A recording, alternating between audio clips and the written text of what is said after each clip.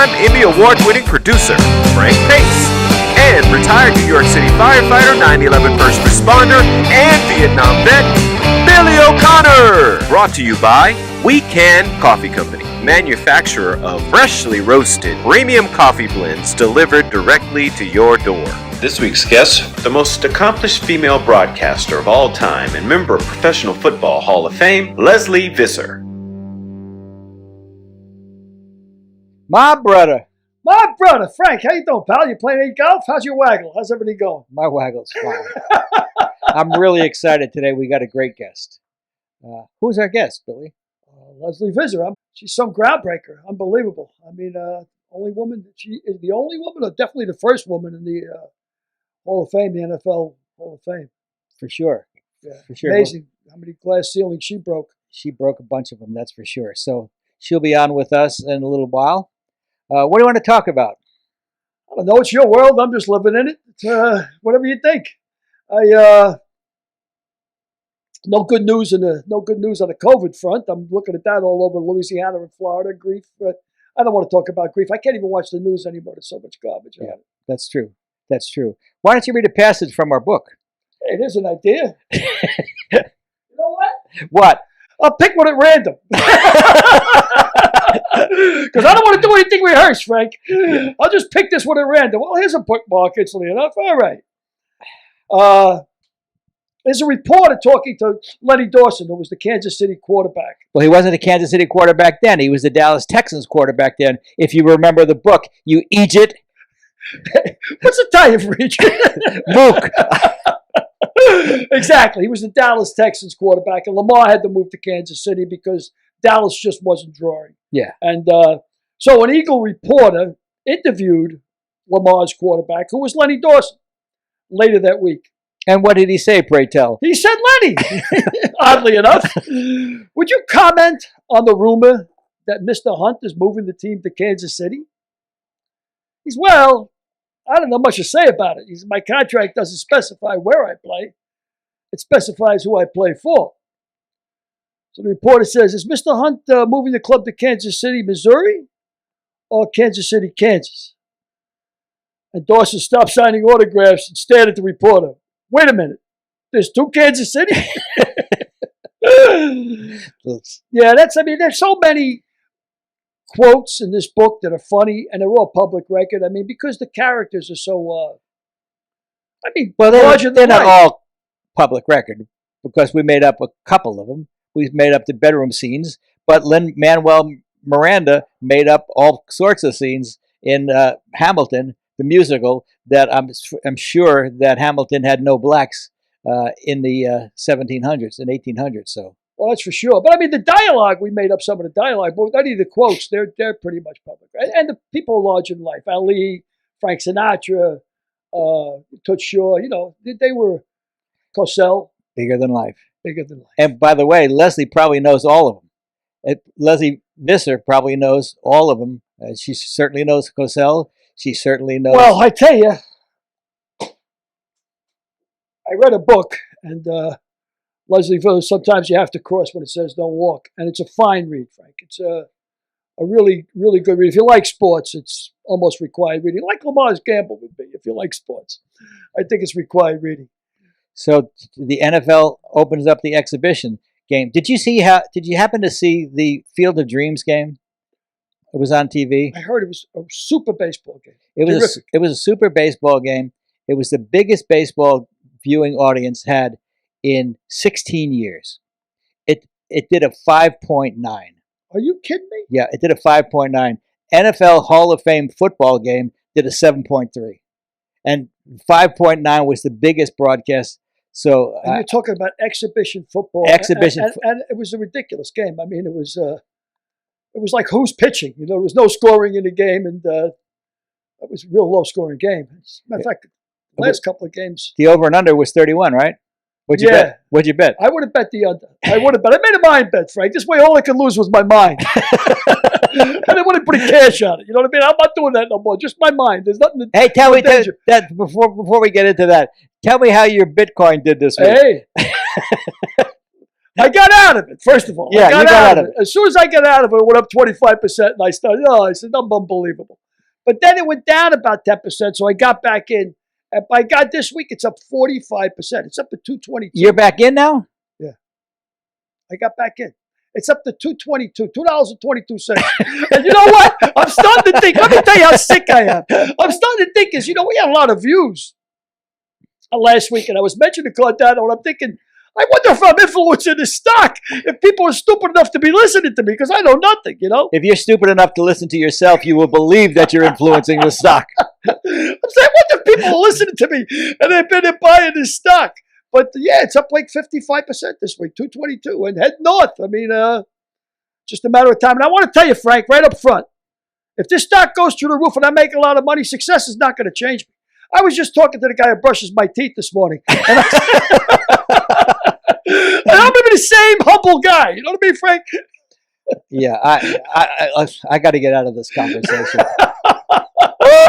Before we bring on this week's guest, Lesley Visser, I'm pleased to announce our sponsor, Weekend Coffee. They have got great freshly roasted premium blends, which, by the way, they deliver straight to your door. So Weekend Coffee is a great sponsor, and we're happy to have them, and we're going to be doing great things with them as we approach September 11th. Well, September 11th, as a first responder at 9/11 and a veteran myself, Weekend Coffee, every 10 packages they sell, they donate a bag of coffee to a veteran or to a first responder, which is pretty cool stuff. That's great. The philanthropic arm is out there. So we're proud to push that coffee. You betcha. Speaking of September 11th, why don't we bring on Lesley Visser? Hey, there she is. Lesley Visser. Lesley Visser, how are you? Well, I'm not sure. Is this what my career has come to? That's what Frank said when he met me. That's exactly what I said when I met Billy. Is this what my career has come to? Well, Lesley, I'm Billy O'Connor. And that's Derek Harris, right? Yeah, it's Harris today. Actually, I got to ask you a question right off the bat. My full name is William Patrick Michael O'Connor, and I was born in County Cork, Ireland. And when I read your terrific book, sometimes you have to cross what it says, don't walk. One of the pictures in there is you and Art Rooney in Ireland. And my question to you is, do you still know all the lyrics to Four Green Fields? No, but I love By the Fields of Athenry. Can you sing that? Oh, that's a great song. Can you sing By a lonely prison wall, I heard a young... Everybody's supposed to join My in. voice is terrible. Hey, is this where my career has come to? You can't sing any Irish songs, you're out. Yeah, but my mom was from County Cork. We're the Rebel City. Did you know that, That's Billy? where I was born, the Rebel City, up Cork. The big, there's a county in Ireland, Frank, called Down. And in all the hurling matches, everybody says up Galway, up Cork. And of course, somebody, up, down, up, down. I've been confused over there. Before we get too far into this, I want to just say that we're so honored to have you here. You're one of the great sportscasters of all time, male or female. You're in a lot of Hall of Fames. You're in the NFL Hall of Fame, Sportscaster Hall of Fame. You broke the ceiling for women everywhere. And it's just an honor to have you. It's great to be with you guys. And I can't decide which of your books I enjoyed more because I'm most associated with the NFL. The book on Lamar is just fantastic. But all the gossip that's in If These Lips Could Talk, or do you think you made up most of the stuff in If These Lips Could Talk? I can tell you unequivocally that I left out a lot of good stuff in there. That'll be in my sequel. These Lips Did Talk. But before we go further, Derek, you have a picture. I want to ask you, as a member of the NFL Hall of Fame, what were they thinking with Peyton Manning's bust? Oh, everyone complains about those always. You see the picture we have up there? No, I don't. Oh, Derek is. Well, I don't know if you'd appreciate that. If you look quick, it looks like him. If you look quick, it looks like him. You guys kind of stepped on the punchline there. Yeah, but that's funny. But everyone always complains. I will tell you, it was so astonishing. I got a call when I got the call from the Hall of Fame, and it's not something, I guess some people campaign for it, but it was so far from ever thinking that I could possibly be qualified and to be the first woman. And they called me up, and all I remember saying is, okay, you can't take it back. Don't say you have the wrong number. Is this the right place? Because I was so astonished. The first game I ever saw was in Fenway Park. Remember when the Patriots played in Fenway Park, or maybe you don't remember, but Babe you guys probably. Babe Parilli, the quarterback? Yes, he was, and it was Larry Eisenhower and Houston Antoine, and I mean it was a scream. And they had Ron Burton from Northwestern. He was like their only star. Jim But Nance? it was the ragtag AFL that you guys have written about, and because they didn't have a field, Billy Sullivan was one of those old gamblers with. You mentioned Mr. Rooney and Wellington Mara, and so they didn't have a field, and so they were like vagabonds. They played at Boston College, they played at Harvard, and they played at Fenway Park, which was BU. Or no, when they played at BU, they also had to play on Friday nights because they had the blue laws, and you couldn't play on Sunday on a college campus. So they moved to Friday night, and the game that I saw them was against the Raiders in '64 in Fenway Park at night. Well, yeah, night games. Babe told me at one time, because Babe was our coach in the WFL I worked in the WFL with the Chicago Winds, and Babe was our coach for 2 games. He got fired after 2 exhibition losses. So, and he was replaced by Abe Gibran, of course. But Babe and I got really close, and we stayed friends up until he passed away a year or 2 ago. But he told me they were in such dire straits that they would used to get on the bus for practice and not knowing where they would practice, because they would drive around until they found a field, and then when they found a field, they would all get out and then they would run practice. It's amazing. It was really, I was a born, bred, and bled Red Sox fan, and the Patriots were just considered, right, 1960, I guess I was 6 years old, and, we didn't consider them. It was, of course, we waited for the Kurt Gowdy, Al DeRogatis Giants broadcast. But the Patriots were they were like a carnival. You're right, they ended up practicing in a field next to Logan Airport, and then you couldn't hear anything when the planes were going overhead. And Billy Sullivan told them not to turn the covers down on the bed because that would on the road because that would cost an extra $10. Sometimes they'd fly in the day of a game, to play against Buffalo. So it was really wild, and it wasn't that long after that I got to cover the NFL. Wow, you started with the AFL then. That's what I used to go to the night games in the Polo Grounds to see the Titans on Saturday night, and I think Harry Wisman was worse. He was in worse shape than Billy Sullivan when it came to money. Yeah, they were really running.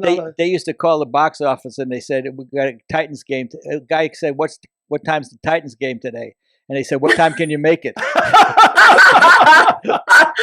Well, I even at that Patriots Raiders, it was so much fun because, as you guys know, the AFL ball was slimmer than the Duke, and it had that little foam padding in it. So, that ball would just sail through the air. And this was Cotton Davidson against Babe Parilli and Gino Capoletti.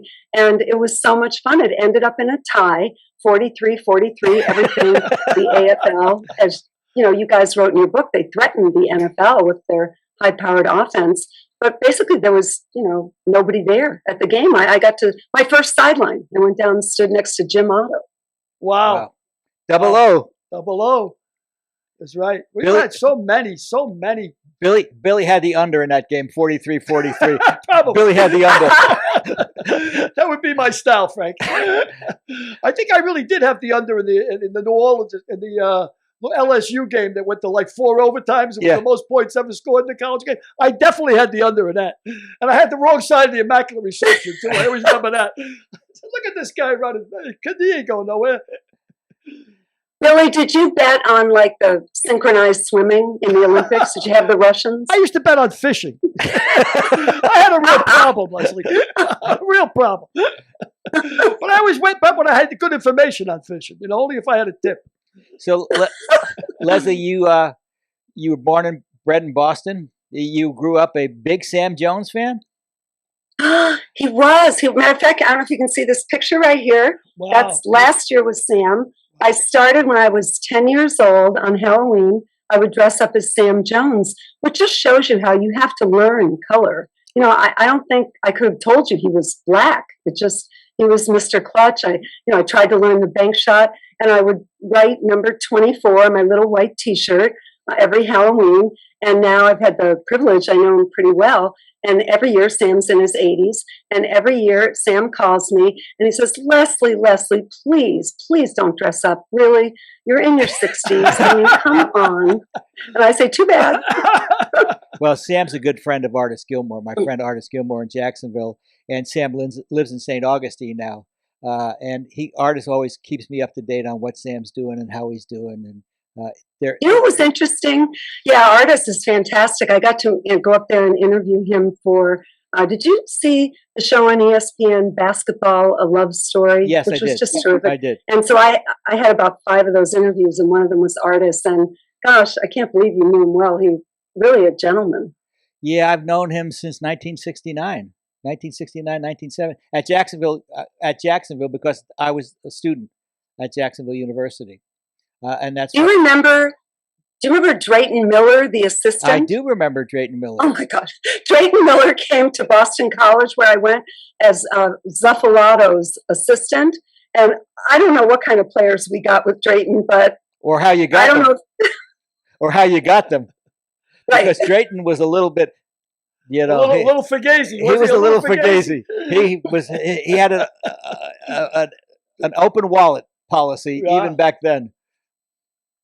You know, I have found though that college basketball coaches, for me, are just about the most interesting people in sports. I don't know, they've got an irony to them, and they all have a sense of humor, especially the New York, the East Coast guys.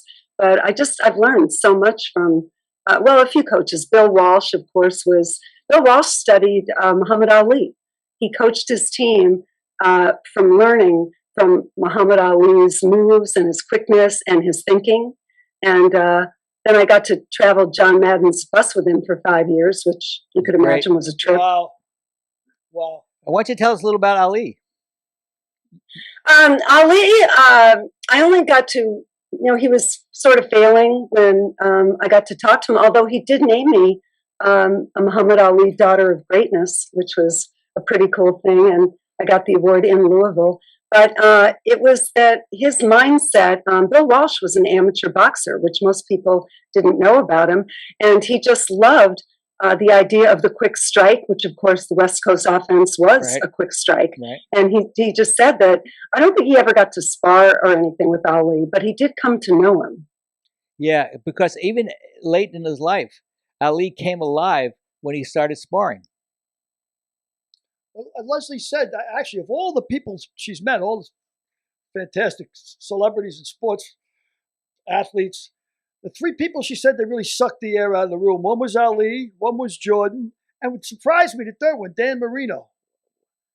Dan Marino, he tilts the room. Like you feel him before you see him. Wow. And he just has, 6'4". His first name's Constantine. Most people don't know that. Wow. It's not Daniel. Yeah.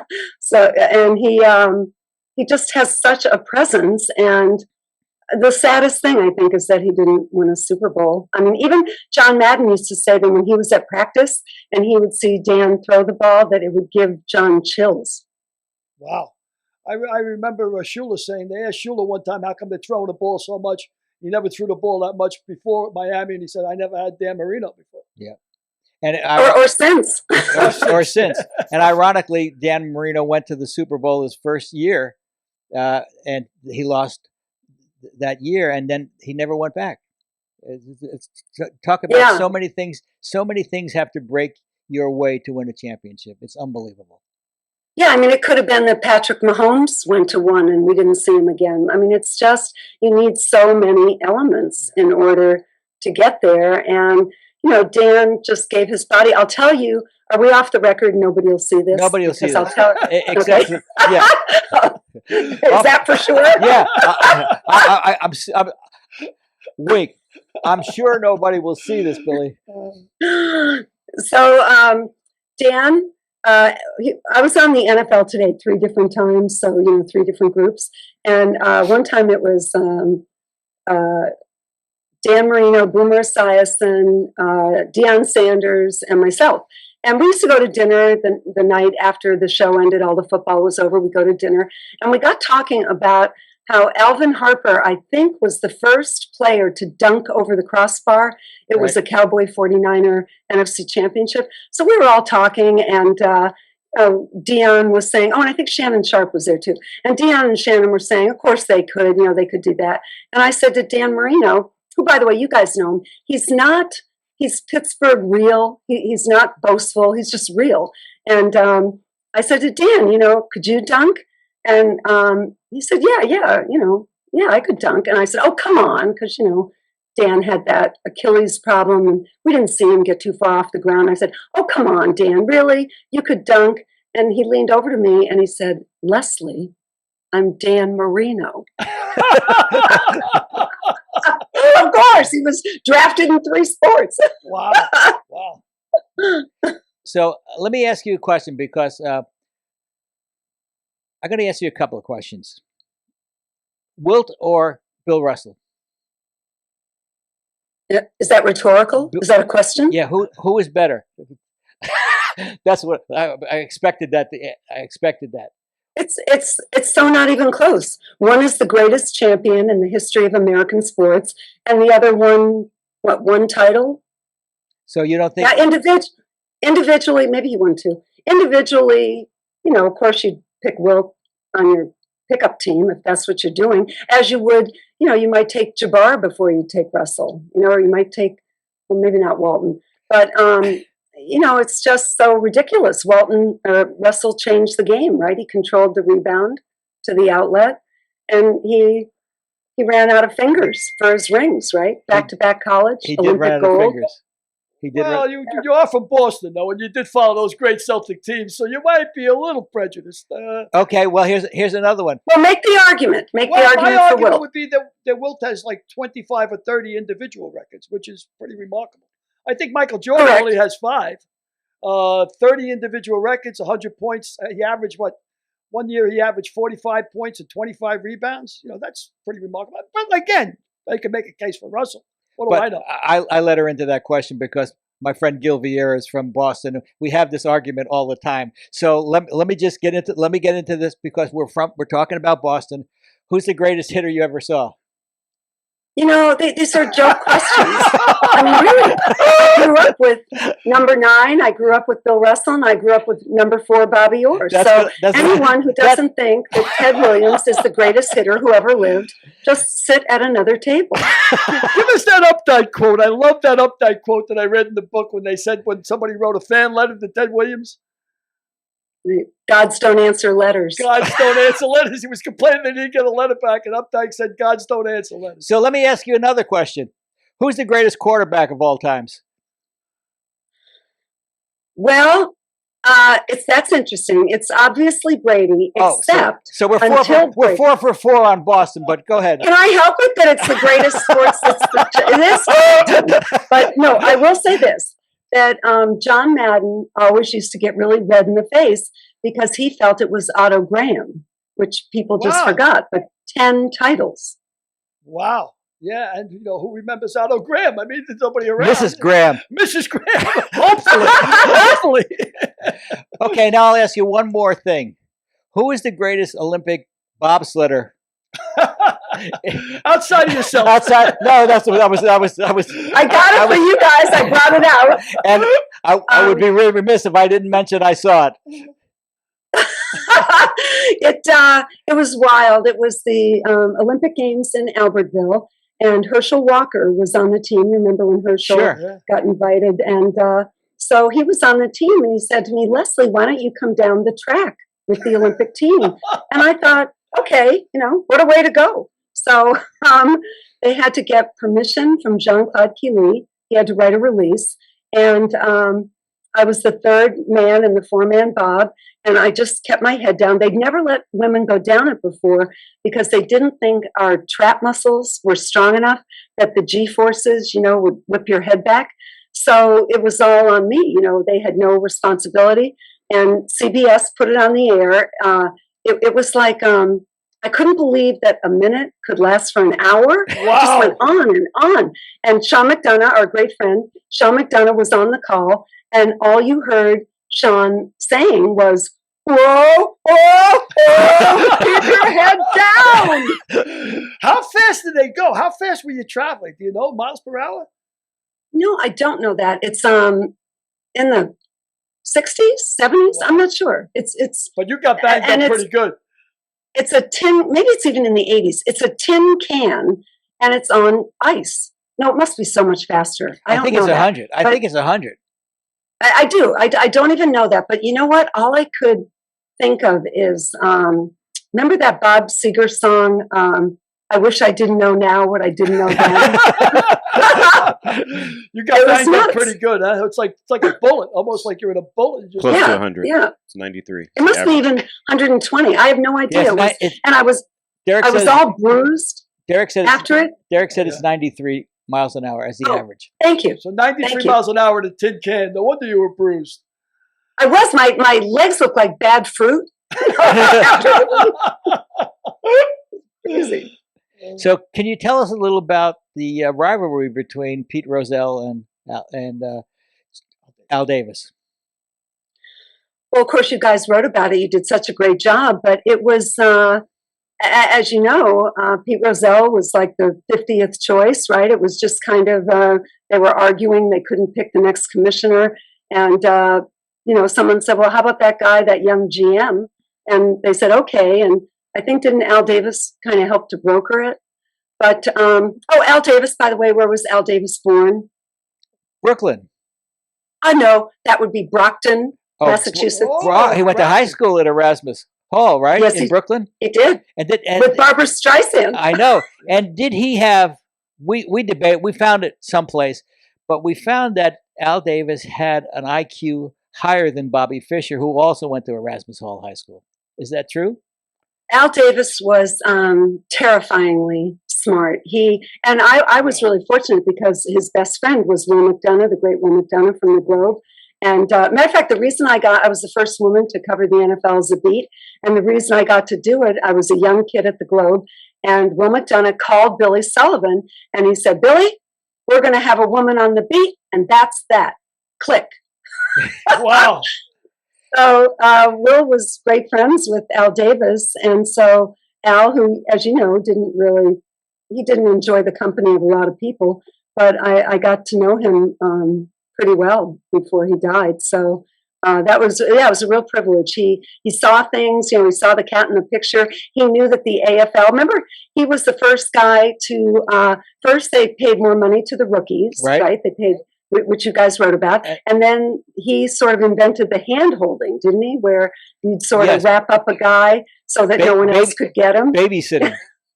Babysitting, which our good friend Upton Bell was an NFL babysitter when he was with Carol Rosenblum's Rams in the early 60s. Isn't Upton a trip? I mean, he is so much fun. Like if you're going to have an ideal dinner table, I might take Doris Kearns Goodwin, but Upton would be one of them. Doris Kearns Goodwin, that's an interesting choice. That's a great choice. Will McDonough, you had mentioned in your book that he could actually scream at Pete Rozelle on one phone and scream at Al Davis at the other, but his personality was so strong and such it must have been an unbelievable guy to know, because Al Davis actually cried at his funeral. He did, but just to tell you about Will McDonough, I mean, a couple things. Please. He was from Southie. He grew up with Whitey Bulger, and we are pretty sure that at Will's funeral, Billy Bulger, who was the president of Boston University and then of the Massachusetts Senate, so Billy Bulger was a pallbearer, and we are sure that Whitey was in the back in disguise, that he came to Will's funeral. I mean, well, that would make sense. Will had gone to visit Whitey when he was in Leavenworth, and Will kept everybody's secret. And he just, he knew everybody. Everybody respected him. And remember, back then we all had Rolodexes. Sure. So I got two in my office right now. Yeah, well, they were the best. And so when Will would go home from the Boston Globe, all of us would dive under his desk to rifle through his Rolodex. Wow. What a No, force, he was what a yeah, he was personality, a what a treasure. force. What was the first game you covered for the network on the NFL? Well, for I did all the Patriots preseason. I did the Patriots as a beat for the Boston Globe. Right. And then when I got to CBS, we were the NFC then, and it was all the NFC East, were great. It was the 49ers and the Cowboys and the Giants and the Eagles and the Redskins. So, it was really a blast then. The whole NFL was great. And CBS made me, in 1992, CBS made me I had the privilege. I'm the only woman who's ever presented the Lombardi Trophy. And I was so nervous. It was when the Redskins beat Buffalo, Right. one of those poor Buffalo runs there in the middle of their 4. And I remember I was just so nervous, and I had to present it to Jack Kent Cooke, the owner of the Redskins. And, one thing you learn early in TV is don't give up the mic. But I did, right? Mr. Cook took it from me. And so it goes to 150 countries around the world. And all you heard, because Jack Kent Cooke was talking about how he sold Encyclopedia Britannica in Canada, and he owned the Chrysler Building and the Forum. And all you heard was the producer, Bob Stenner, yelling for all the world to hear, "Get the effing mic out of Jack Kent Cooke's hands." Tell me, when you worked with the Boston Globe, that movie Spotlight, do you think that was fairly accurate? Were their investigative journalism team that terrific at the Boston Globe? I do, and I really lament it. When I was at the Globe was when the Spotlight started, but and I went to Boston College, so, a Jesuit education is a great thing, but the whole event started in Boston, and of course it revealed it around the world. But no, that Spotlight team is completely independent of the paper.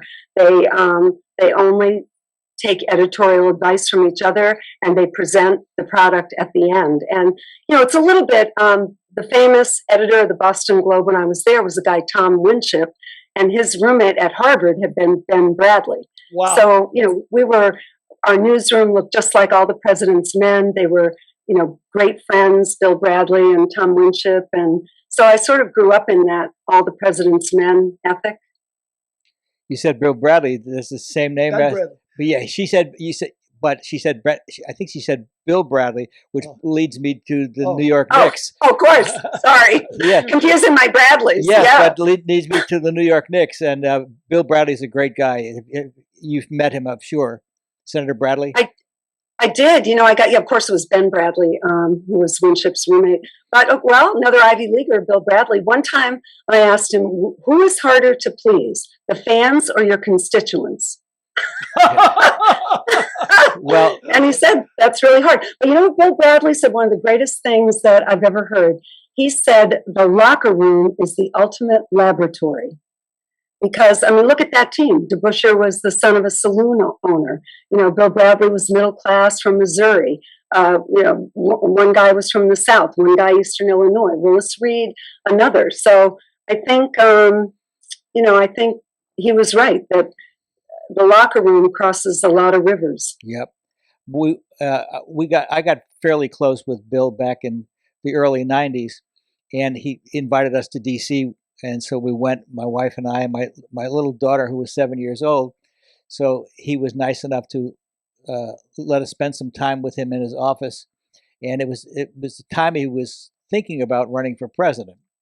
And of course, my 7-year-old daughter says, "Are you going to run for president?" Good. Frank, tell me where sports was for you growing up. Oh, it was everything. Sports and television were my life. I watched what teams? The Yankees in the 50s. Well, you have to win championships if you're going to play sports. So whoa, the Yankees, and that would be why Bill Russell is de facto better than Wilt Chamberlain. I got it. You got an argument. You can make an argument. I got it. They're lucky they were both on this. We're both. Nobody ever swung a trade for Russell for Chamberlain.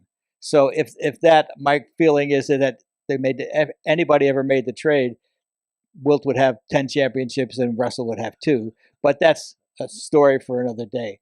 But tell me about, when you grew up, were the Dodgers still there? Were the Giants in the Polo Grounds? Yeah. I mean, what was the baseball scene when you grew up? Mickey, Willie, and the Duke. And I was in 57, the Dodgers and the Giants moved. So I never went to Ebbets Field, but I went to the Polo Grounds once. And I told this last week, I believe. I went to the Polo Grounds once. Al Dark hit 2 home runs in 4 innings. He hit 2 home runs, and the game got rained out, and Al Dark lost those 2 home runs. But well, baseball in New York. That must have been such a blast. My former husband, the great Dick Stockton, he grew up listening to the Giants, and so was it October 2nd or October 3rd? October 3rd. Dick and I would have to go up to where the Polo Grounds used to be, and he would tell me the whole story. Willie Mays was on deck, Branca and Thompson. Giants shot her around the world. Well, you know what October 1st was famous for, right? The Red Sox season would end. Whoa, another low blow. I'll tell you, the Red Sox of my childhood were terrible. Frank Malzone III. Yeah, it was. And I loved Ike DeLock. No, our manager was Pinky Higgins. Yes, what I just said, Pinky Higgins. Oh yeah, it was ridiculous. And I loved Ike DeLock, a journeyman pitcher. I have no idea. But Ike DeLock, I think he must have waved at me once, in the bleachers or something. Felix Mantilla, Dick Stewart. Well, they did have Mambo Cat, and Pearsall. Yeah. That was okay. But no, they were terrible. And one time I think they only drew like 1,500 people for a game against Cleveland. Wow. They were terrible. Wow. I was at the Met game when Pearsall hit his 100th home run and he ran around the bases backwards. I'll never forget that. There's another beauty, Jimmy Pearsall. Jimmy Pearsall. Yeah, first strikes out. Yep. Yeah. Yep. Those great Knick teams, though, you were talking about before with Bradley on it. I used to go down to Garden all the time. It was electric. Marv Alpert, of course, was calling the game. And, the Busher and Reed and just Earl of Pearl, Clyde. That was chemistry. And Red had them playing ball, too. They had them playing like college teams. And you mentioned in your book about UF. Well, when Billy was coaching UF, I was at UF in those 2 years when they won the championships. Billy Donovan? Billy Donovan, yeah. Billy Donovan. Oh, my God. I talked to him. I'm going to have to remember you to him. I first met Billy Donovan when Rick Pitino had him at Providence. And the only reason he had him was because Rick is, as you guys probably know, a horse gambler. And he would be at Saratoga. And Billy's dad was a big gambler at Saratoga. And so Billy was a nice little player from Long Island. And then he went up to Providence, and Rick Pitino totally embarrassed him. You're so fat, you're so useless. And so Billy, really got it together. And then Rick had him on the Knicks. And yeah, I think Billy Donovan's the most underrated college basketball coach in history. Back-to-back titles. He did win back-to-back titles for sure. Well, what was he there? 12 years and he won 2 championships, or 10 years and he won 2 championships, and now he's doing a great job in the NBA. He's doing a great job. He's got a great temperament, and I think his dad might have been general manager of the Knicks at one time. I believe his whole. Oh, really? Yeah, I believe. Wow. Yeah, I think his dad was general manager of the Knicks at one time. His whole background is basketball. So Billy Donovan lived basketball. You mentioned They were. That's what. Remember Al McGuire? Al McGuire always said he just wanted gym rats. Like he didn't want guys who had grass in the backyard. He wanted guys that had cracked sidewalks in the front. McGuire was an Irish legend out in Rockaway. I mean, they owned bars, and McGuires were like, they were a big deal. We used to call that Rockaway the Irish Riviera. Yeah, Tell me this. Tell me, Billy, I covered Al McGuire's teams, and then I got to work with him. He worked for a while at CBS. But tell me this. He said that at that bar, that if it got too quiet, that they would turn the heat up and start a fight just to get the action going. That sounds like the Irish to me. You're not better than me, Lesley, but it sounds like an Irishman to me. My favorite Al McGuire line was when he said, kamikaze pilots, I don't get it. Why do they wear helmets? Pretty funny. Yeah, great stuff. Who are your favorite announcers? I mean, I'm lucky because for 67 years of my life, Vin Scully was all I heard for the Dodgers. What are your feelings on Vin Scully and other broadcasters that you've grown up with and worked with? I have a million opinions on this. Like you with Vin Scully. By the way, how great is it when he says, "So pull up a chair"? He's just such a, Mount Rushmore. But I grew up with Kirk Gowdy, so there I was with my cheap transistor. I think what were they, Motorola's or Panasonics? What did we have? Our cheap transistors, and it was Kirk Gowdy. Hi neighbor, have a Gansett. The cowboy from Wyoming calling the Red Sox. So I really, I was trained on great announcers, and I wanted to be a sports writer. But when I got to TV, I've had the privilege. I think I've worked with quite a few of the greats. I've worked with Dick Enberg, and I did Monday Night Football, the World Series, and the Triple Crown with Al Michaels. And I've worked with Brent Musburger and James Brown and Greg Gumbel, and really all of them. So, and Dick, I even did games with Dick, quite a few football and baseball games. So I think if there's anybody Jim Nance is terrific. He makes it look so easy. Jim Nance on golf, I think, is the best there ever was.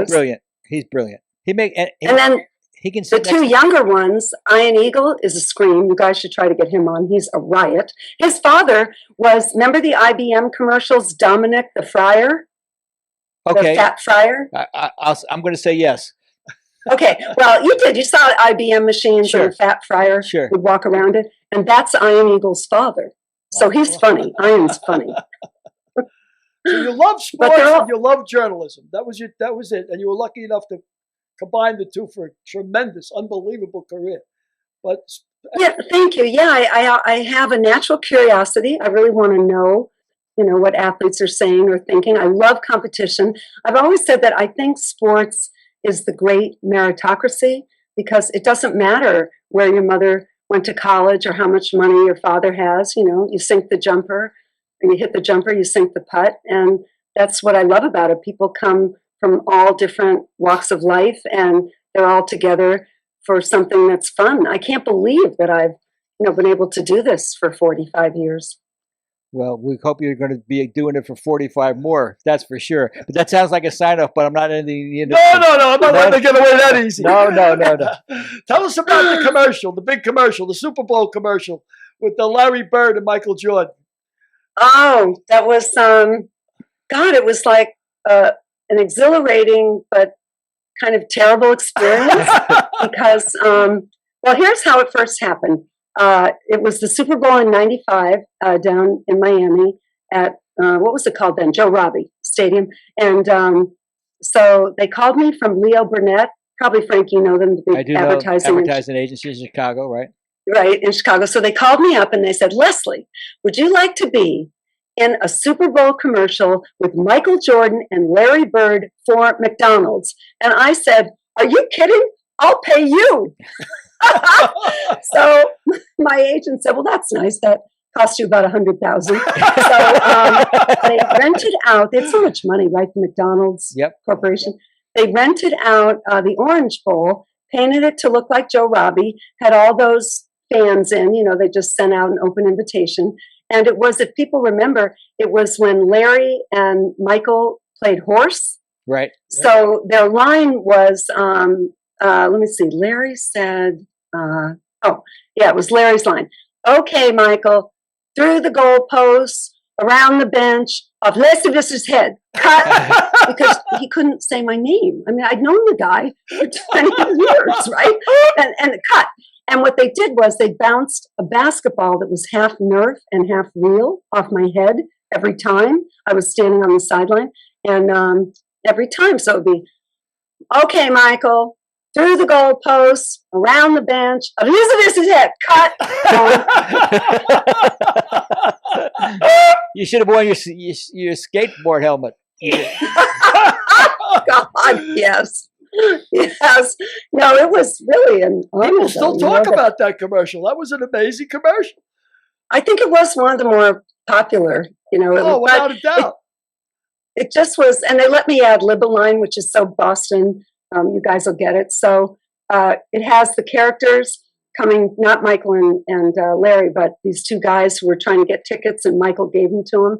And so they're walking, and they come through the team on the field, and then they come near me and cut right in front of me. And so they said, Lesley, just ad-lib something. So they walked past me, and I went, what was that?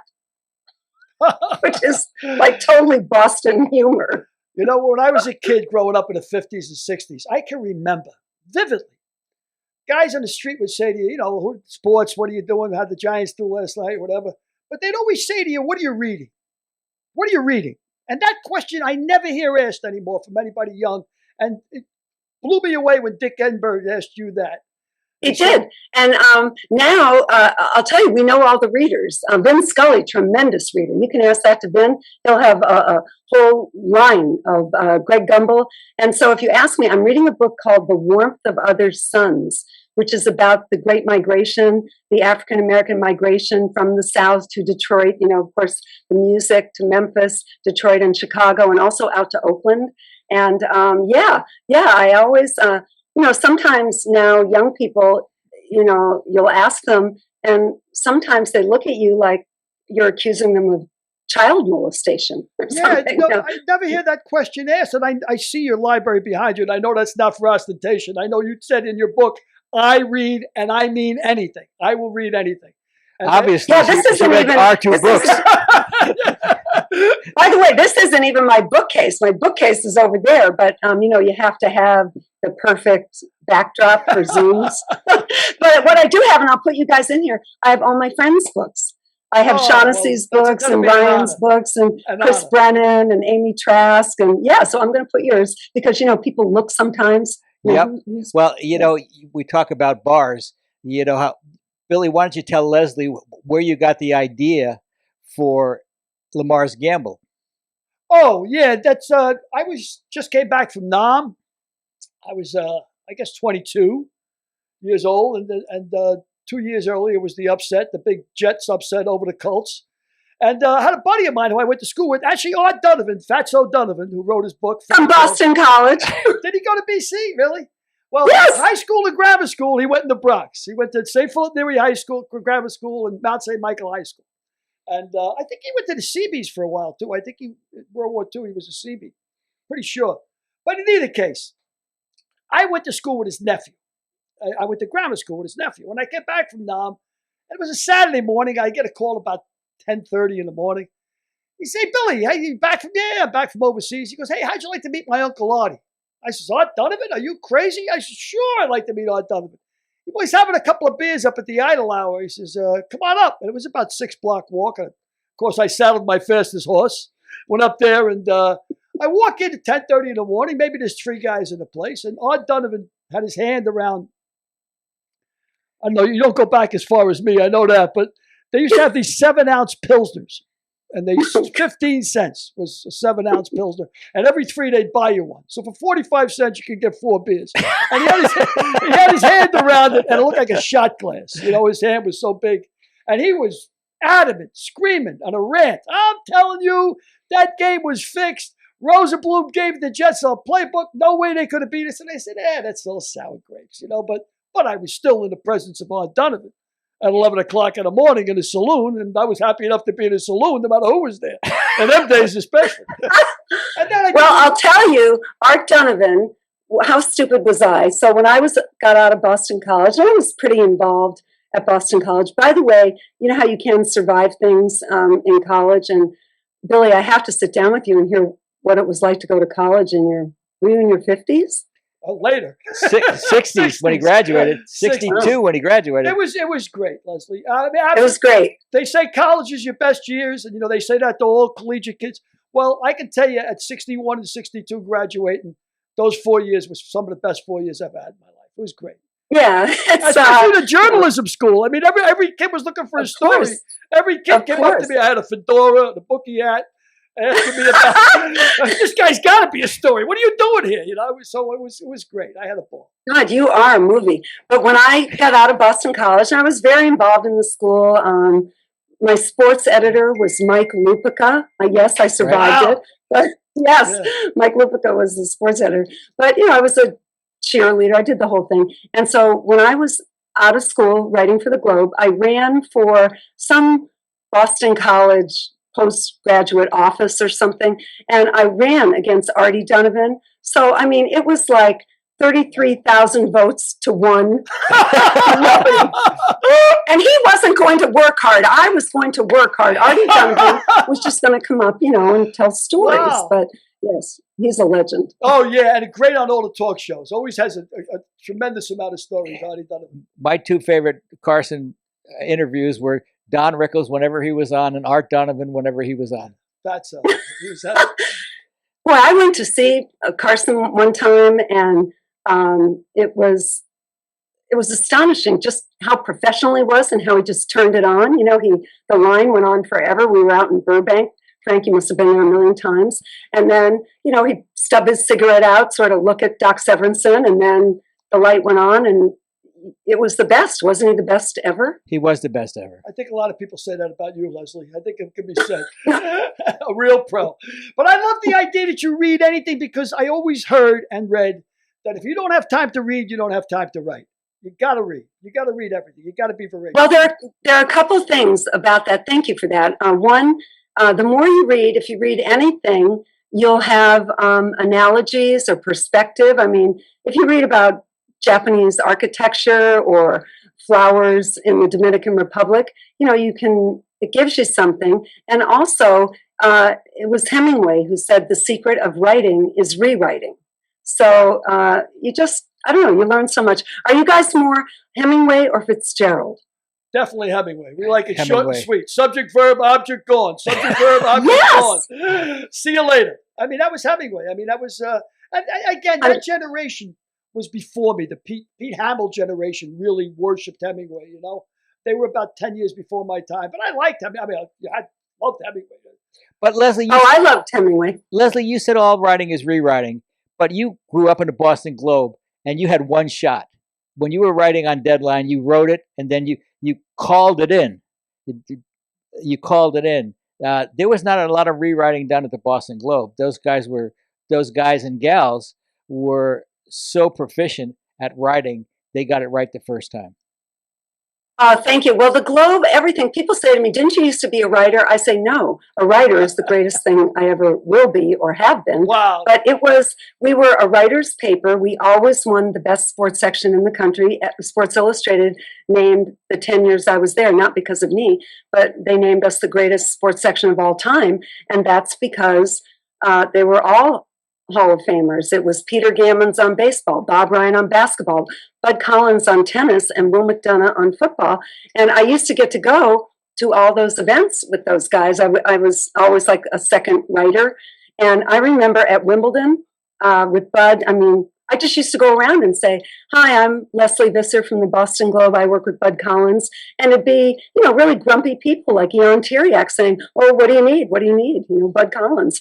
But back then, there were so few Americans, this is in the mid-'70s, covering Wimbledon, that they called us the Colonials, and we had to send our copy by Western Union. And Bud, Bud Collins was crazy, and Bud would try to get things in. Like one time, he said the teenage girls in the audience, when Bjorn was playing, Bud wrote, the teenage girls in the audience went into screaming borgasms. And Western Union wouldn't send it.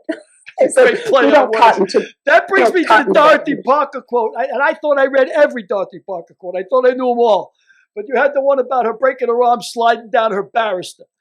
Wasn't it the greatest? Sliding down a barrister. My favorite is, she said, whenever I go to a party, I only drink one or two. After three, I'm under the table. I one or two at the most. After three, I'm under the table. After four, I'm under the host. By the way, Billy, you are so special. You have to memorize that because it is it's the greatest. Oh, it's a great quote. People say stand up and give a toast, and that's the greatest. That's and, a great whoever it is. Mike loves to have a martini. Or usually it's better for a girl. Okay. Linda loves to have a martini. We hope to end up under the host. We'd be delighted. Yeah, that's she was something else. Yeah, Tallulah Bankhead was another one. She wasn't as glib as Dorothy Parker, but great stories from her. I've read a lot of quotes. And Wasn't she on the Dodger games? Remember, she did a season. Did she Tallulah really? Bankhead. Really? I'm pretty sure. Wow. I'm pretty sure. I'm going to tell you a Tallulah Bankhead story that's a little bit off color, but Chico Marx was infatuated with her.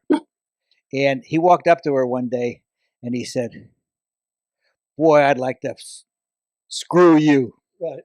And she said, "And so you shall, my dear man, so you shall." I love that. Yeah, it's like all those Churchill ones, right?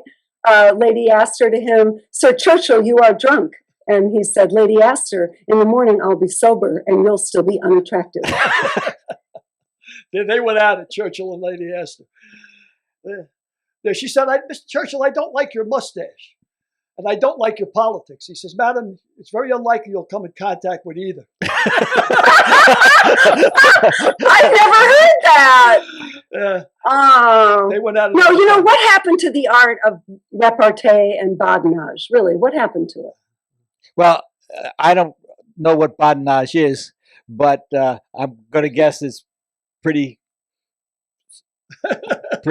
Don't sound good. Don't sound good. I didn't know what a mook was either, according to Rabanero, but don't sound good. No, it's just badinage. It's just another word for verbal play. Yeah. But tell me, Frank, who wrote Murphy Brown? Because that's was genius. Diane English. Diane English. And I'll tell you, the pilot was written during a writer's strike. So she put a first draft on the table, and we usually have a battalion of writers punch it up. Nobody punched up that first episode. And we shot it, and it won 4 Emmys and was nominated for 7. One of the 3 we lost was for Best Comedy Show, which was my category, but that just set up along the line of losing Emmy Awards for me. Well, you were there, when they revived it, did you work on that one? I did. So 30 years later, 30 years after the pilot, Diane English calls me, and we had a conversation. I sent Diane a note of congratulations, and then she called me, and she said, "It's too bad we're shooting in New York." And I said, "Who said I won't go to New York?" After I talked to my wife, of course. I said, "Who said I won't go to New York?" And she said, "Peter Ross' office, who was the president of Warner Brothers TV at the time, will be in touch tomorrow." And I went off, and I had the greatest experience doing those 13 episodes.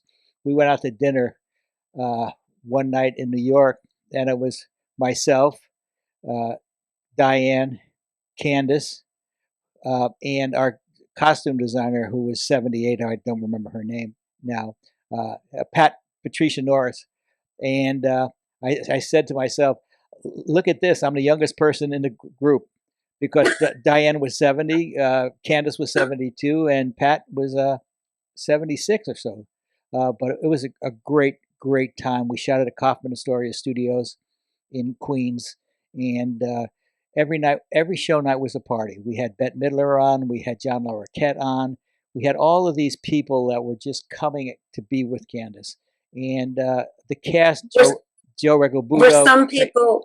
Were some people asking their agent, "Can you get me on?" Like, was that the thing to do? I'm sure Bette Midler doesn't have to ask anybody to be on, but a lot of people were probably lining up to get on that show. How many people watched that Dan Quayle episode? 30. Well, I think it made 60 million. 60 million people. Yeah, something like that. 60 million. Those are Super Bowl numbers there, Lesley. Yeah, it is. That's the one thing, at least right now, about sports is, I'd love to hear what you guys are watching on Netflix and Amazon and Hulu, whatever. But sports still brings, you guys, I'm sure you just watched that Field of Dreams game. Did you see the ratings on that? We talked about it for a little while before you came on. I guess they got a 5.9 rating, which was the highest rating of a baseball game in 16 years. The Hall of Fame game draw 7.2. Yeah, it was just perfect, wasn't it? And I'm sure you've gotten to know. I'm privileged to have gotten to know Kevin Costner over the years, and I just thought it was magical. And he let the scenes speak. He didn't try to act like an actor at all. I mean, you'd see it, Frank, but was it pretty perfect? It was pretty perfect. Even the game itself was Amazing. perfect. Yeah. The ninth inning, the Yankees score 4 runs to go ahead, and then Timmy Anderson hits the home run in the bottom of the ninth, walk off. I mean, it was perfect. It was amazing. Yeah, the ending was like The Natural. It was. Yeah. It was like The Natural. You talk about what you're watching on TV. What are you watching? I went through most of them. I loved Homeland. I loved Billions. I can't get. I don't like to say the word the Schitt's Creek. I mean, what am I missing there? Is that great? I thought it was great. Really? I don't get that. And I don't. I've never seen a full episode of Friends. I've never seen a full episodes of Seinfeld because of Schwimmer and Costanza. Those two guys drive me crazy. But I like Schitt's Creek. I like Ted Lasso. He's great. I'm coming off Animal Kingdom now, which is a terrific show. So that's what. Is that the one where the guy tortures the tigers? No. That was not Animal Kingdom. Animal Kingdom's like The Sopranos of surfing. Oh, really? Yeah, it stars Ellen Barkin as Tony Soprano. Ellen Barkin plays Tony Soprano, and her four sons are her gang. I got to check that out. I just finished watching a remake of Joseph Heller's classic Catch-22, and George Clooney produced it. It's on Hulu, and I got to tell you, 6 episodes. It's good? It's better than the original movie, by far. Who plays Milo Minderbender? Yeah, right there. You should play Milo Minderbender. You know what? That guy was a real wheeler dealer. I mean, it was terrific. I thought that it was a great cast and really well done. I think it was better than the original movie. I really do. Billy, I'd love to see you on camera. The way you talk now, I'm sure if we put you on screen at the moment they said action, I would get a hamana. Can it open a can? Yeah, but Jackie Gleason became one of the 5 greatest stars of all time from that. So don't you worry, Billy. You just say it. You think it's too late? 73? Do I still got a shot? You think I can start my modeling career, Lesley? No, you could have a romance with Betty White. Well, Jackie Gleason was a great star, and what I love about The Honeymooners is that the show was set in one set. It was a show about a love affair between a man and a wife. Audrey Meadows. One room. Occasionally they would go up to the Nortons on the 2nd floor, but it was so story driven. It was story driven, not action driven. And that's, to me, what's wrong with some of the shows today is everything is about what's going on in the periphery, and it's not enough about story. But that's just me. Yeah. Like, to me, the best movies of the last 10, 15 years were movies like Something's Gotta Give, or which is the one that Diane Keaton and Jack Nicholson, and she writes the... yes, I know what you mean. That's Something's Gotta Give? Yeah. Or is that the one with Helen Hunt and those 3, people you never put together, right? Greg Kinnear plays the gay guy who gets beat up, and Helen Hunt is just trying to make enough money to put food on the table, and Jack Nicholson has the ADD. What's that thing? I don't remember the name of it, but I know what you're talking about. I know the one too. Yeah, that's when that was a great movie. He's a real miserable son of a gun in it. And finally, he looks at her one day and says, "You make me want to be a better person," which is probably the nicest thing he could ever say. Yeah. And I've been around coaches like that or people like they just make you sit up straighter. I guess not today. Boston Catholic school training, sit up straighter. Well, that's like Nick Saban's one of those people. Nick Saban and Bill Belichick. Now, they're both so accomplished. But what do you think they talk about? Well, they did a special on him.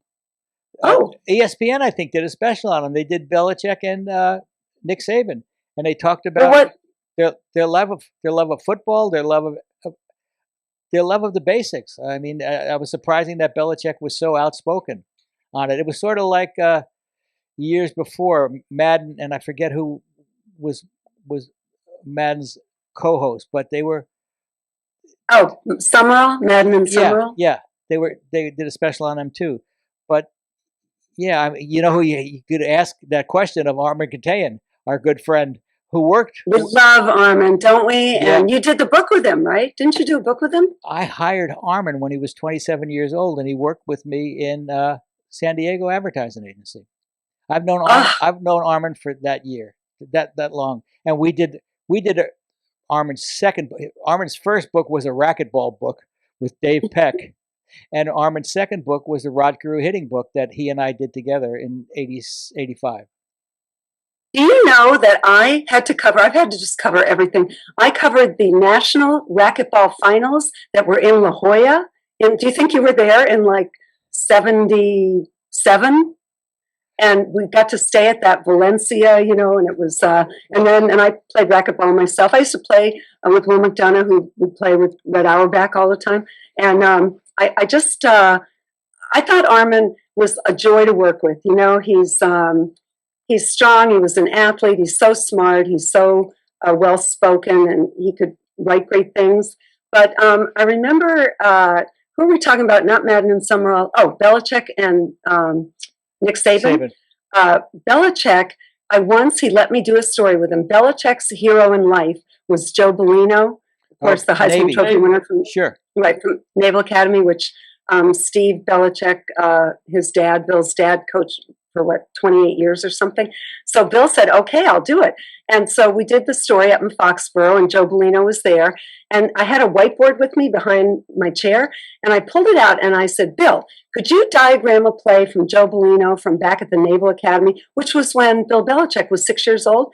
He wrote it down on the whiteboard in 5 seconds, 27 F-trap, touchdown, Joe Bellino. And he held it up like he was, like in grammar school, like, oh, I did this. It was astonishing. His brain in 10 seconds did that. Yeah, it's funny how people have minds for certain things. I can remember when I was a kid with Bellino, I think the thing was he had 18-inch calves or something. That was everybody talked about his calves, the size of his calves. But you have a quote in the book about Belichick that I found remarkable. I don't know if it's your quote or you were quoting somebody else, but you were talking about Belichick. You said, it's not that he doesn't care. It's that he doesn't care if you care, which I thought was a great quote. Is that yours? I probably was quoting someone, but I can feel it because he was a prep school kid, right? I mean, after going to high school down in Annapolis, he went a year at Exeter or Andover. I think it was Andover. And his best friend was a naval expert on Navy and the military, Adams, who went to work with Bill for 40 years, just retired last year. And so Bill actually, he had preppy in him, and he belongs, to the most exclusive club out on Nantucket, and he rides his bike around. So, and you guys probably know this, he's a roadie for Bon Jovi in the summer. Wow, I didn't know that. Did you know that? No, I didn't. Wow. Imagine that. Bill Belichick's your roadie. Yeah, I know. Can you imagine? Unbelievable. Can you imagine telling him to pick up those guitar cases and put them in the car? Hey, kid, grab those lights. Wow. See, and you also covered horse racing. You covered Triple Crown. I loved it. Billy, I'm sure you've been to them, and it was a blast. And Al Michaels, everybody's a handicapper, and it was tremendous. And it was a lot of the Triple Crown during the Triple Crown. Well, some contenders, Silver Charm, but it was real quiet. It was Silver Charm, charismatic, came within a nose of winning. So it was really fun. And I actually named a horse that got to the Derby, which is pretty unusual. I think there are 20,000 foals born every year, and 2018 get to the Kentucky Derby. And do you guys remember the book Lonesome Dove? Sure. Great movie. Robert Duvall. Great movie. Yes, Robert Duvall. And in the movie. TV series. Yeah. But it was, what was his name? Larry McMurtry. Did he write it? Yep. Yes, he did. So anyway, I was good friends with Wayne Lucas, the trainer, and he always had a million foals or babies being born. And he said, give me some names. So I sort of imagined these names out of Lonesome Dove. And I said to him, what about the name Border Run? And he took it, and that horse ran in the Kentucky Derby in like 94, maybe. Wow. Another feather. Do you still have your bonnet? I have all the Derby hats. I had a great experience with that. let's see, I've had two great experiences. One was the first derby I did for ABC. I ran into Phyllis George, the great Phyllis George, who I followed on the NFL Today. And Phyllis said to me, maybe you guys met her, she was just what you think, beautiful, charming, Southern, smart. And she looked at me and said, "Oh, darling, that hat of yours." I had on something Billy would wear, some fedora thing, What do I know? And Phyllis said to me, "You cannot wear that on network television." And she made me switch with her hat. That's a how great cool story. she One of was. the most hilarious features I ever read was Hunter Thompson at the Kentucky Derby. That's an amazing piece. Hilarious. Well, you talk about things that go around. Phyllis George, in addition to being the NFL host, her husband and she also owned Artis Gilmore's Kentucky Colonels. Yes, and then he came to the Boston Celtics, which was very unfortunate because Phyllis had a crush on some player, and John Y, to impress her, no, it wasn't Lanier. It was somebody that she just loved and didn't work out at all. And I think he only owned the team for a year. I think it was like a disaster. But Phyllis was. Hey, was Jimmy O'Brien on that team? I think he was. The Kentucky Colonels? I think he was. I believe he was. Yep. Yeah. Yep. No, and maybe Billy Evans. I don't know if he was. But and Artis used to babysit for the general manager of the Colonel's daughter, Hannah Storm. Wow. Right. Storin. Right. She's great too, by the way. She is terrific. You know how you guys find out you can tell the women that are the real deal? And Hannah's one, Michelle Tafoya. We have one, Tracy Wolfson at CBS. And you guys should get on sometime because she's a blast, is Susan Waldman. Now she can tell stories. I'm sure she can. Yankee stories for sure. She was an actress before that. She was in the original Man of La Mancha on Broadway, and she performed in the West End. She dated Cary Grant. Come on. That's saying something. I would date Cary Grant if I had a shot. Me too. Well, last week's show we had on Rob Nelson, who was the pitcher who invented Big League Chew with Jim Bouton, and Bouton financed his venture into Big League Chew. So we are meeting some amazing people in this podcast. Lesley, you've been delightful. We've taken up enough of your time because we could go on for almost as long as Upton went on. But no, it's been a privilege. As I told you, Frank and Billy, when Upton said to me, he sent me the show, which was great, and he said, "You ought to meet these guys." I said, "Upton, I've been listening to them for months. So thank you for finding me." Such a compliment. And you and I had worked together 15 years ago on Hall of Fame magazine. So I'm delighted to remake your acquaintance for sure. Derek, do you have any final questions? Billy, do you have any final questions? Yeah, I got a couple questions. Well, one question for sure is, so you mentioned that you read a lot.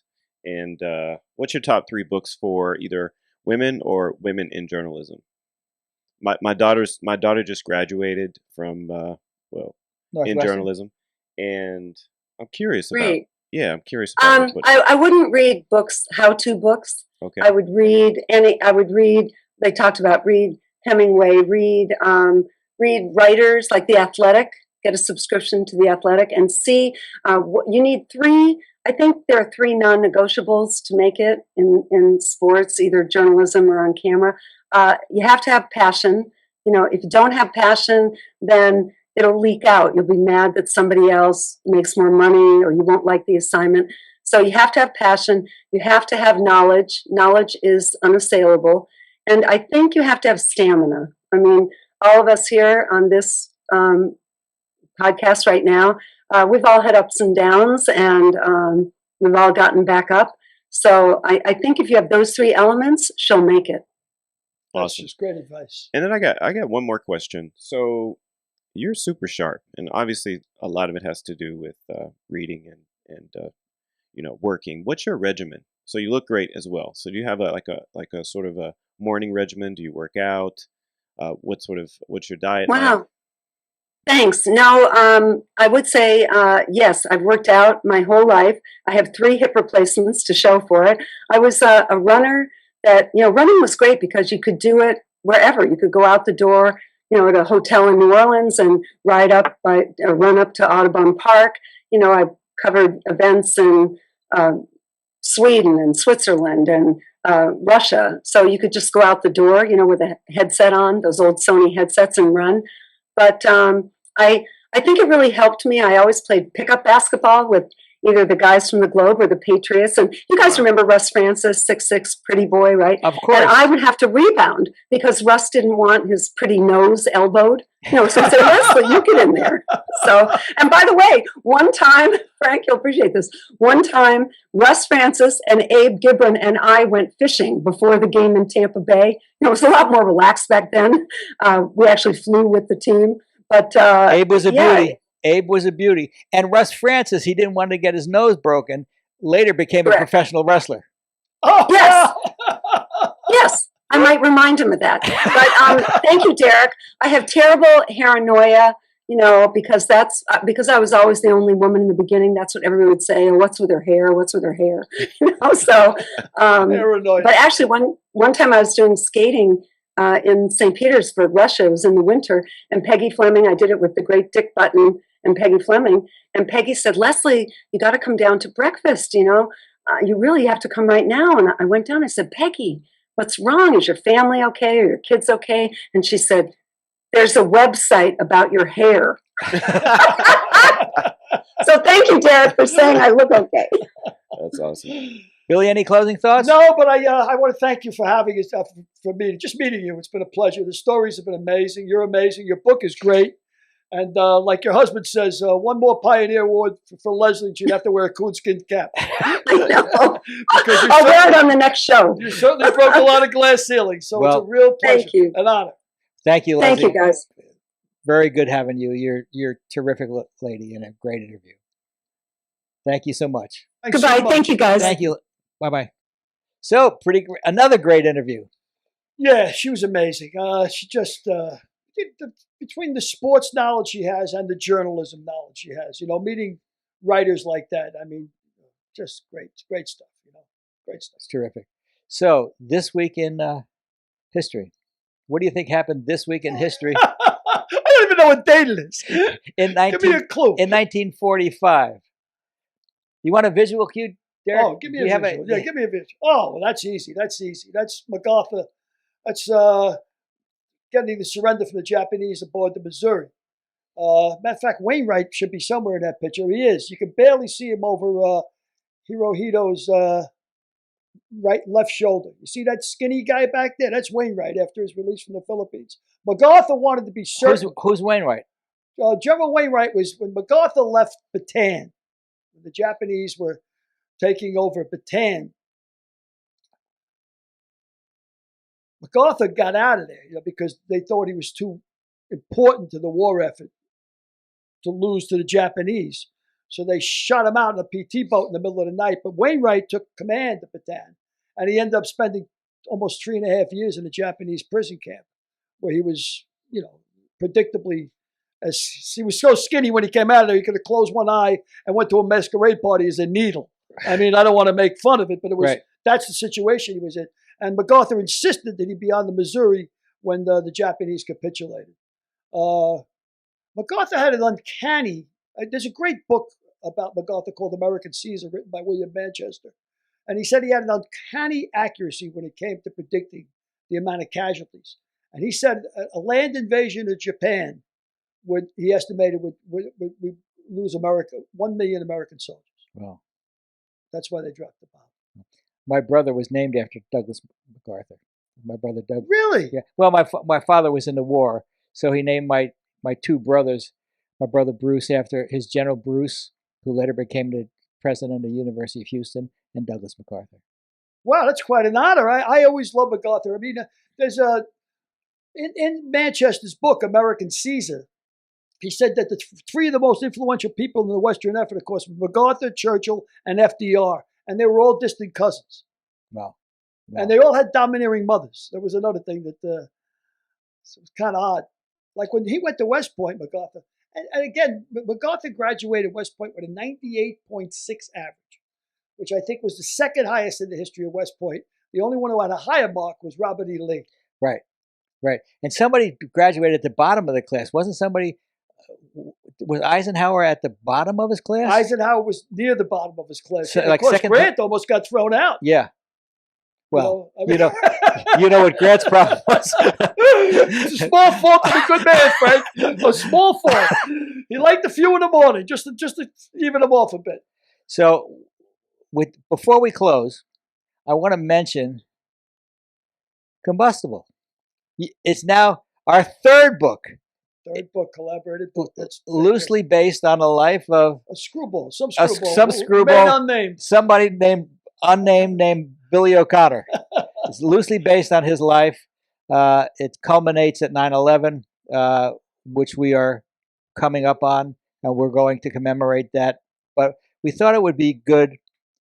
We had to work against the clock, but to get this book out now, because it's an important period in our life, and it's the 20-year anniversary of 20th anniversary of 9/11, and it's hard to believe it's been 20 years. I mean, tempest fugit, you always say time flies, but 20 years really since 9/11. I mean, what a tragic day. Yeah. And we'll talk about that when we have Richie Picciano. Richie Picciano will be on the show. Richie wrote a great book called Last Man Down. Yep. About he was one of the survivors actually of 9/11. So you talk about reading, since we've been doing this, I've been reading more than ever because I'm reading Tony O's book because Tony O's going to be on again. I'm reading, That's Sinatra's Road Manager, by the way. Sinatra's Road Manager will be on. He wrote a great book called In the Wee Small Hours of the Morning, Sinatra and Me. I'm reading Lesley's book. I'm reading, a lot of books. A lot of homework, Frank. A lot of homework. You can't take it for granted. And I hope somebody finds it in their graciousness to read If These Lips Could Talk, Lamar's Gamble, and our latest book, Combustible. And Tony O was such a great interview the first time he was here. Yeah, and he's going to have a lot more to talk about since he's got the book out. Some pretty explosive stuff in that book. I'm reading it right now. Yeah, pretty explosive stuff. Before we go, I want to again mention Weekend Coffee, our sponsor. They do a great job. Derek's got the logo up right now. You go to weekendcoffeecompany.com.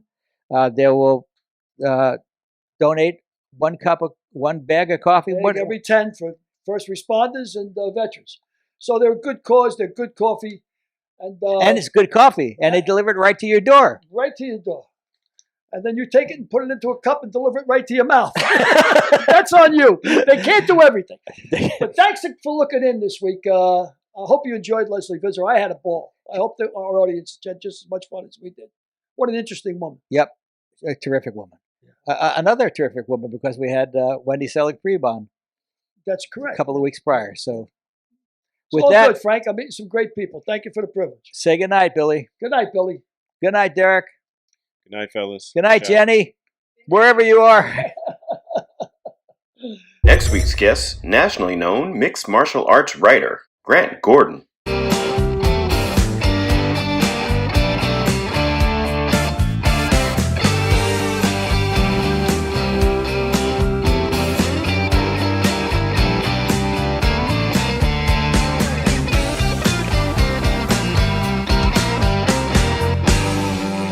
We'll see you next week.